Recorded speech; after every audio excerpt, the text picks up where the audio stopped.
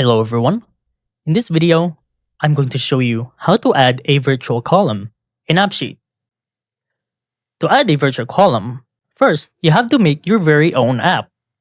As you can see here on my screen, I have new app and new app 2. To make your very own, press the create button here on the top left. Click on it, go over to app, and you can either start with existing data, starting with a template, or a blank app. For me, I just press blank app, but you can start with any of the three. Now over in new app right here, go over to data right here on the left hand side. Click on it, and you can see the table from your app right here on the right.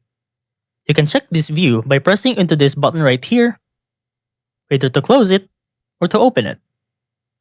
And this button here says add a virtual column. Now you can add it, you can name it whatever you want. And then you can add any formula that you want as well. For this example, I'm just going to add an empty quotation marks. Just press save right here. And you can either add a column data type, either for text, image, file, or whichever that you want. Once you're done with everything, just press done right here on the top right. And then press save. And that's how to add a virtual column in AppSheet.